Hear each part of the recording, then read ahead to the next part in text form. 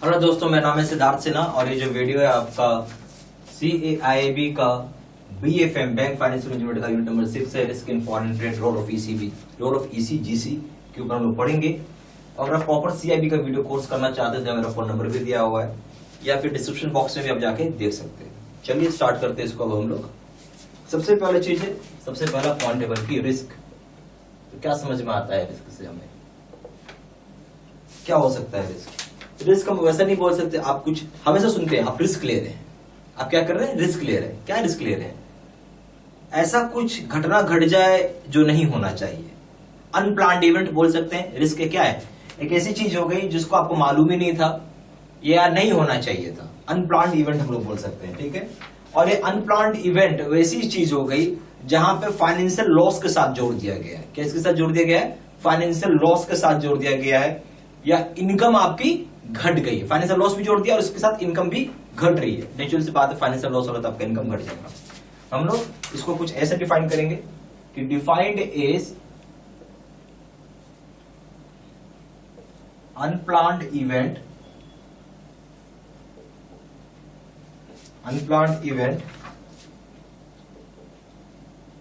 With financial loss और reduced earnings बोल सकते हैं हम लोग। तो बेसिकली क्या है? एक तरह का अनप्लान्ड इवेंट हुआ जिससे कि आपका फाइनेंशियल लॉस हो रहा हो या फिर इनकम घट गई है। अब आइए दूसरा पॉइंट, इंटरनेशनल ट्रेड जो हम लोग करते हैं। इंटरनेशनल ट्रेड क्या होता है? एक कंट्री के साथ दूसरे कंट्री के साथ आप ट्रेड करना, ठीक है। जैसे इंडिया अमेरिका के साथ ट्रेड करता है तो इंटरनेशनल ट्रेड हो गया। उसके साथ क्या क्या रिस्क जुड़ी हुई है वो हम लोग पढ़ेंगे। दूसरा पॉइंट है risk associated with international trade. तो क्या क्या रिस्क जुड़ा हुआ है आपका इंटरनेशनल ट्रेड के साथ? तो सबसे पहला हो जाएगा यहाँ पे बायर रिस्क है, दूसरा हो जाएगा सेलर रिस्क है, तीसरा है शिपिंग रिस्क है, चौथा है दूसरी तरह का रिस्क है, पांचवा क्रेडिट रिस्क है, छठा है लीगल रिस्क है, सातवां है कंट्री रिस्क, आठवां पॉलिटिकल रिस्क, नौवां है ऑपरेशन रिस्क, 10वां एक्सचेंज रिस्क। कई तरह के रिस्क है, सभी को वन बाय वन करके पढ़ते चलते हैं। सबसे पहले आइए बायर रिस्क में।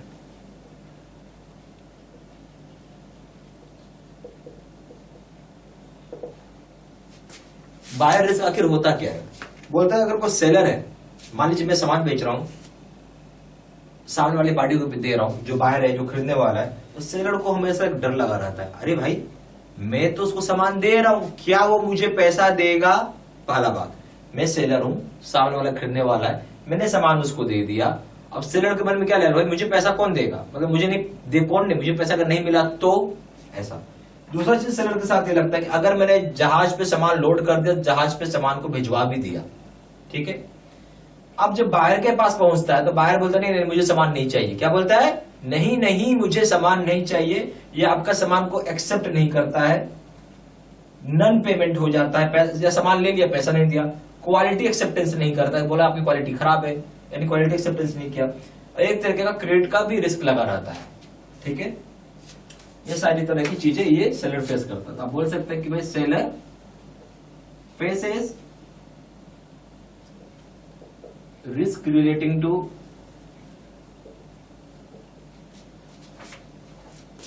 non-acceptability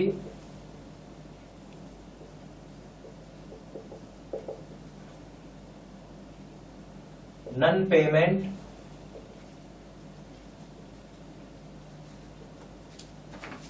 quality. अब नन पेमेंट के बाद हो जाएगा क्वालिटी एक्सेप्टेंस,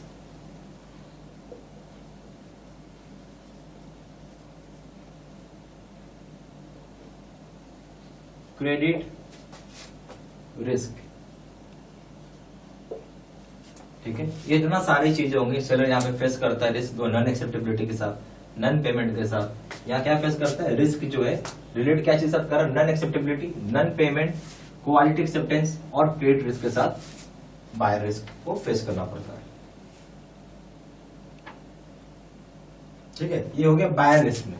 अब आइए सेलर रिस्क। सेलर रिस्क किसके लिए होगा? बायर के लिए होगा।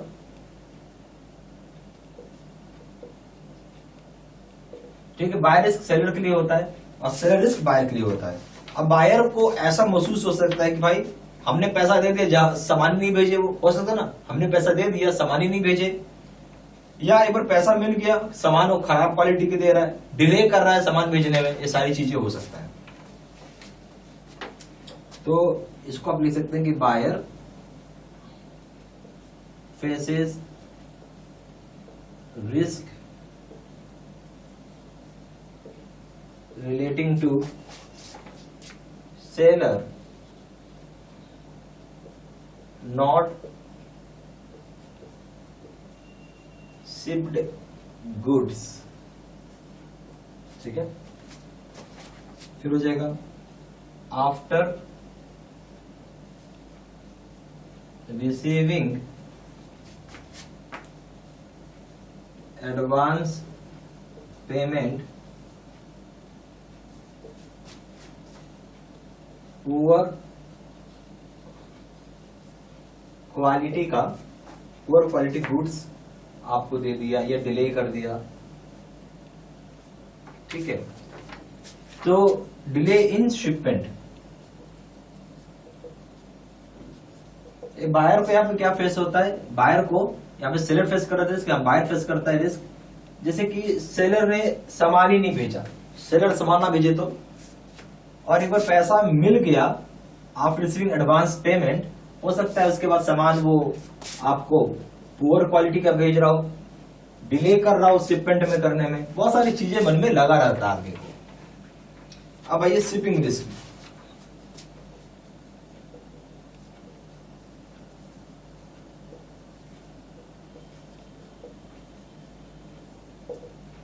शिपिंग रिस्क क्या बोलता है कि यहाँ पे रिस्क अराइज होता है इंटरमीडिएट्स की वजह से। इंटरमीडिएट्स के अब बायर सेलर उठ के डायरेक्ट बायर का नहीं पहुंचा देगा सामान, समझ रहे होंगे बात। और भाई कोई एक इंडिया में है सामान खरीदने वाला, थे अमेरिका में है, अब कोई सेलर खुद जाकर पहुंचाएगा नहीं सामान को भिजवाएगा क्या चीज से? जहाज से भिजवाएगा। जहाज उसका खुद का नहीं होता, शिप तो शिपिंग कंपनीज की होती है। ठीक है, तो वो रिस्क अराइज होता है जो इंटरमीडिएट्स होते हैं, जो बीच के लोग होते हैं शिपिंग कंपनीज में, जो हैंडल करते हैं सामान को, या एजेंट्स होते हैं, पोर्ट अथॉरिटीज होती है, लोकल ट्रांसपोर्टर्स होता है, या फिर लोडर्स भी होता है, उनकी वजह से भी रिस्क अराइज हो जाता है यहाँ पे। ठीक है, तो आप बोल सकते हैं कि risk arises due to intermediates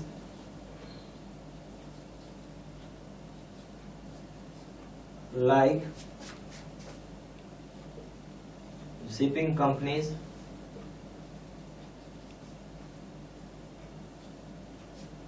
handling agents,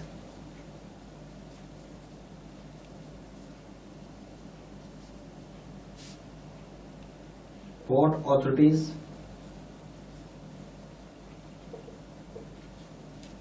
local transporters,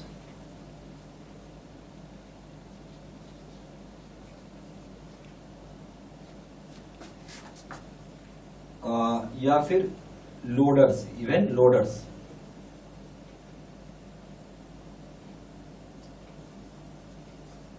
तो अब यहाँ पे एक तरह का रिस्क कहां से अराइज हो रहा है? रिस्क जो अराइज हो रहा है वो इंटरमीडिएट्स की वजह से। इंटरमीडिएट्स मतलब बीच के, बायर और सेलर के बीच में जो लोग होते हैं उसकी वजह से हो रहा है। जैसे कि शिपिंग कंपनीज, ठीक है, handling agents, port authorities, local transporters, या फिर लोडर्स की वजह से हो रहा है। अब आइए फोर्थ पॉइंट। अब इसमें अदर रिस्क्स भी इन्वॉल्व है। अब अदर रिस्क क्या हो जाएगा? जैसे कि बैंक फेलियर रिस्क, कभी कभी बैंक भी फेल हो जाता है, इसका भी एक रिस्क, बहुत रेयर, बहुत बहुत बहुत बहुत बहुत रेयर, बट एक होता है bank failure risk. Settlement risk, risk of competition है, लीगल रिस्क है, प्राइस रिस्क है, मार्केट रिस्क है, इतने तरह के रिस्क है। तो अदर रिस्क में आ जाएंगे bank failure risk, settlement risk, risk of competition, legal risk, market price risk, market risk और प्राइस रिस्क, ये सब हो जाएंगे। ये तो यहाँ अदर रिस्क में आप लिख सकते हैं इंक्लूड्स, या इंक्लूड्स मत लिखिए, तो अदर रिस्क में हो जाएगा बैंक फेलियर रिस्क,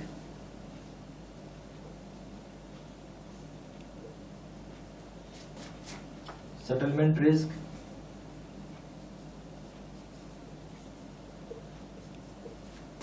तो रिस्क ऑफ कंपटीशन,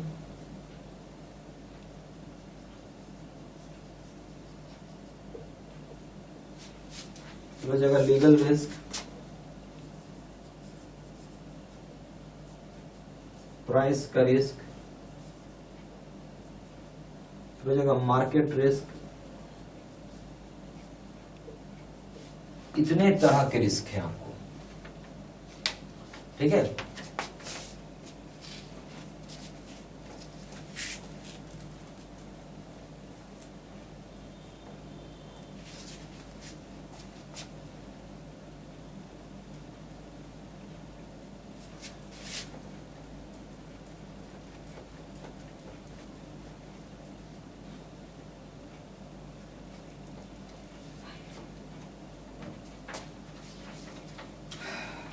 उसके बाद आइए क्रेडिट रिस्क में।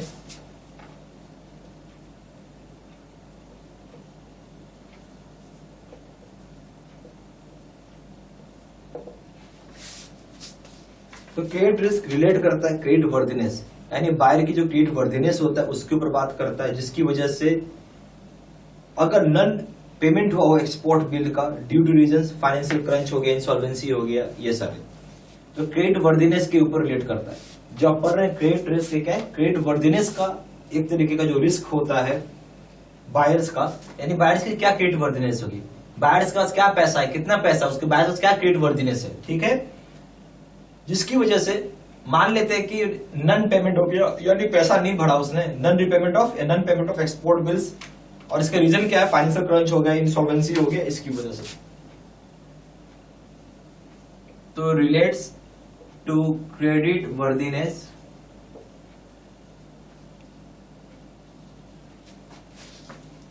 of buyers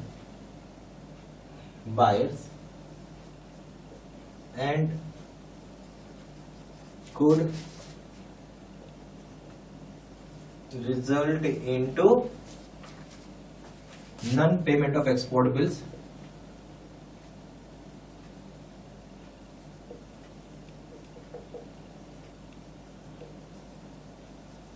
export bills due to reasons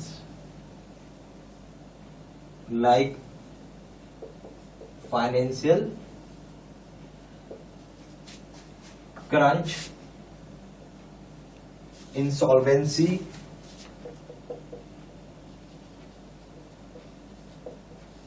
etcetera आ जाएगा इसके अंदर।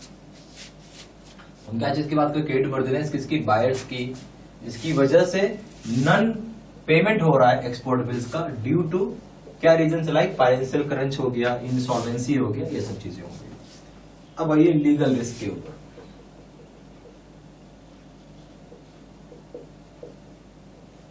तो लीगल रिस्क में हो गया, ये वो लॉज हैं जो रिलेट करती हैं बायर और सेलर की कंट्रीज के संबंध में।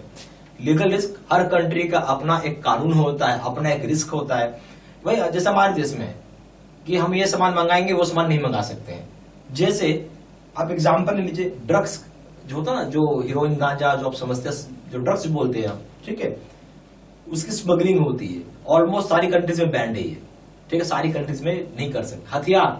हथियार प्राइवेट तरीके से, यानी आर्म्स एंड एम्युनिशन को आप नहीं खरीद सकते, ये सब मना है, ठीक है।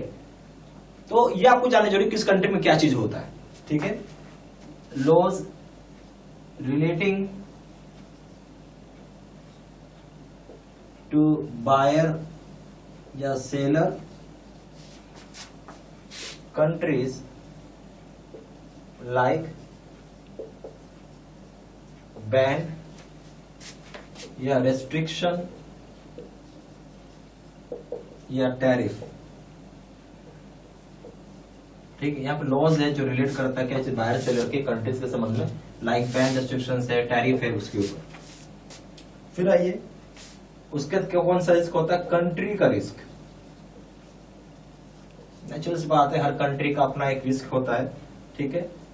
फिर हो जाएगा पॉलिटिकल रिस्क।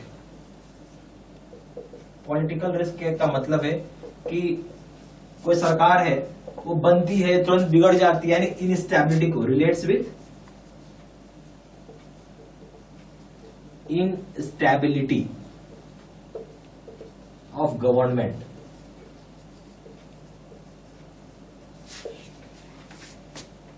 अब आइए ऑपरेशनल रिस्क।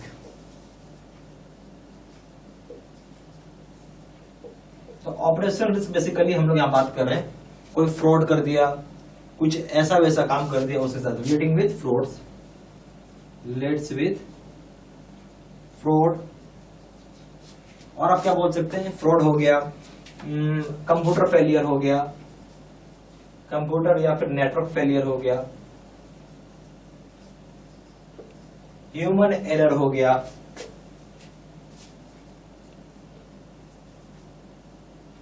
ठीक है। तो ये आ जाएगा रिलेट्स किसके साथ करता है, फ्रॉड, कंप्यूटर या नेटवर्क फेलियर, ह्यूमन एरर, ठीक है। अब आइए लास्ट में एक्सचेंज रिस्क।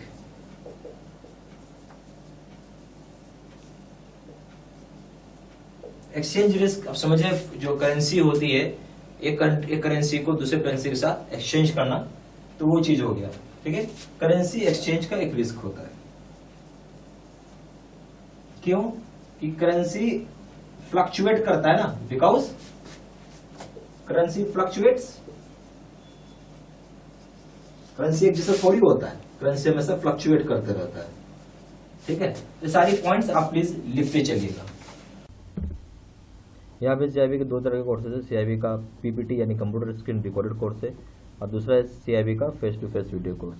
जो सीआईबी का पीपीटी कोर्स यानी कंप्यूटर स्क्रीन रिकॉर्डेड कोर्स है, उसमें क्या होता है कि आपका कंप्यूटर का स्क्रीन रिकॉर्ड किया रहेगा और उसको आपको पढ़ाया हुआ रहेगा। फेस टू फेस पे क्या होता है कि मैं बोर्ड पे आके पढ़ाऊंगा, जैसे कभी आपने जो वीडियो देखा बिल्कुल फेस टू फेस कोर्स था वो, जहाँ मैं बोर्ड पे आके पढ़ा रहा था। ये इस तरह का कोर्स सबसे बढ़िया होता है, बेस्ट होता है। और आप ये मान के चलिए कि ये कोर्स कर रहे हैं तो आप फर्स्ट टाइम में ही आप पास कर जाएंगे, कोई दिक्कत नहीं आता है इसमें, ठीक है। और उसके बाद इसमें एक सबसे बढ़िया चीज़ होती है कि डेप्थ, जो हम लोग डेप्थ खोजते हैं ना कि सब चीज़ कवर किया हुआ रहे, तो आपको इसके अंदर मिलेगा वो। और ये सबसे बेस्ट कोर्स है, सबसे पावरफुल कोर्स है। मैं यही कोर्स करने के लिए आपको रिकमेंडेशन दूंगा। दोनों कोर्सेज को कंपेयर करेंगे, दोनों जगह वीडियो लेक्चर कोर्स है, दोनों जगह केस स्टडी का वीडियो है। यहाँ पे 6000 सेट क्वेश्चन बैंक है या 12000 सेट क्वेश्चन बैंक है। यहाँ 30 मॉक टेस्ट है और दोनों जगह रिविजन नोट्स है। वैलिडिटी की बात करें, दोनों जगह वैलिडिटी लाइफ लॉन्ग है। पेपर एबीएम बीएफ हो या बीएफएम और रिटेल बैंकिंग हो, सभी के दाम 800 रुपये, यहाँ सभी के दाम 1500 रुपये। एबीएम प्लस बीएफएम का दाम यहाँ पे 1500 रुपये, यहाँ पे दाम है 2700 रुपये। अगर आप कॉम्बो पैक करते हैं, रिटेल पेपर एक साथ करते हैं, इसका दाम है 2000 रुपये और इसका दाम यहाँ पे 3500 रुपये, ठीक है। ज्यादा जानकारी के लिए फोन कर सकते हैं। फोन नंबर हो जाएगा 4x9685127, दूसरा नंबर 7827546946। वेबसाइट में जाकर डायरेक्टली ऑनलाइन ऑर्डर प्लेस कर सकते हैं। वेबसाइट हो जाएगा www.jibcibstudymaterial.com। ईमेल आईडी हो जाएगा seedsinha123@gmail.com। ये सारी इन्फॉर्मेशन मैंने इसी वीडियो के डिस्क्रिप्शन बॉक्स में भी डाल दिया है, ठीक है। Thank you.